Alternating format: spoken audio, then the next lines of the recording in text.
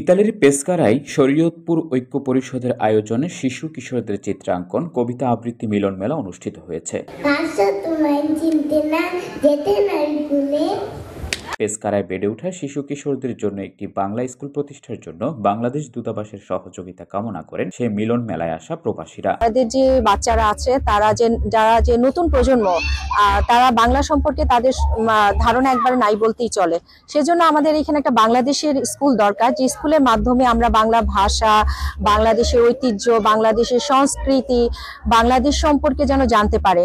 বাংলাদেশ দূতাবাসের প্রতি দৃষ্টি আকর্ষণ করছি যে যত দ্রুত সম্ভব আমাদের এই পেসকারাতে একটা বাংলা স্কুল গঠিত হোক। আমি বাংলাদেশ এম্বাসি এন্ড পেসকারা বা ইতালি কমিউনিটির দৃষ্টি আকর্ষণ করছি যাতে আমাদের সাংস্কৃতিক অনুষ্ঠানগুলো এবং জাতীয় অনুষ্ঠানগুলো যাতে আমরা সুন্দরভাবে পালন করতে পারি। প্রবাসী বাংলা সংস্কৃতি বিকাশে শিশু কিশোরদের চিত্রাঙ্কন, কবিতা আবৃত্তি ও মিলন মেলার আয়োজন করে শরীয়তপুর ঐক্য পরিষদ পেসকারা। গত 17 নভেম্বর রবিবার শহরের একটি হলরুমে সংগঠনের সভাপতি মাসুম দেওয়ান চয়নের সভাপতিত্বে এবং বিল্লাল ঢালি, সিয়াম ঢালি এবং শেখ শরীফুল ইসলামের যৌথ পরিচালনায় প্রধান অতিথি হিসেবে উপস্থিত ছিলেন পেসকারা শহরের মেয়র অ্যাডভোকেট কার্লো মার্সি। এই সময় প্রধান অতিথি তার বক্তব্যে পেসকারায় বসবাসরত বাংলাদেশিদের ভূয়সী প্রশংসা করেন এবং বাংলাদেশিদের যে কোনো সমস্যার সমাধানে পাশে থাকার প্রতিশ্রুতি দেন। পেসকারা শহর প্রায় সহস্রাধিক প্রবাসী বাংলাদেশিদের বসবাস, যাদের বেশিরভাগই পরিবার নিয়ে বসবাস করেন এখানে। সেখানে বেড়ে ওঠা আগামী প্রজন্মের শিশুরা বঞ্চিত হচ্ছে মাতৃভাষা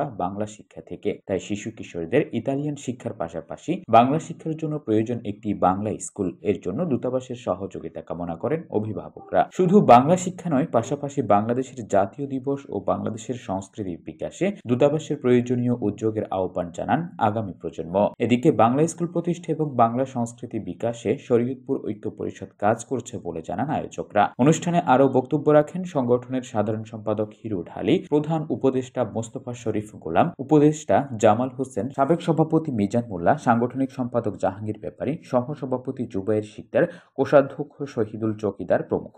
শেষে প্রতিযোগিতায় অংশগ্রহণকারী শিশু ও কিশোরদের হাতে তুলে দেওয়া হয় পুরস্কার ও ইতালির জনপ্রিয় বাংলাদেশি শিল্পী বাবু কাঙ্গাল ও কেয়ার পরিবেশনায় ছিল মনোমুগ্ধকর সঙ্গীত ও শিশুদের নৃত্য পরিবেশন। আমাদের শরীয়তপুর ঐক্য পরিষদের কিছু চিন্তা চেতনা আছে, আমাদের ভবিষ্যৎ চিন্তা ভাবনা। পেসকারাবাসী সকল বাচ্চাদের জন্য একটি স্কুল আমরা অতি শীঘ্রই চিন্তা ভাবনা করতেছি, আমরা স্কুলের উদ্যোগ নিব। শরীয়তপুর ঐক্য পরিষদের সামাজিক, মানবিক ও আত্মমর্যাদা সম্পন্ন যতগুলো কারণ রয়েছে, যতগুলো সমস্যা রয়েছে এবং যে সমস্যাগুলো আমাদের কাছে এসেছিল, আমরা অক্লান্ত পরিশ্রমের মাধ্যমে সেই সমস্যাগুলো শরীয়তপুর ঐক্য পরিষদ তাদের সমাধান দিয়েছে।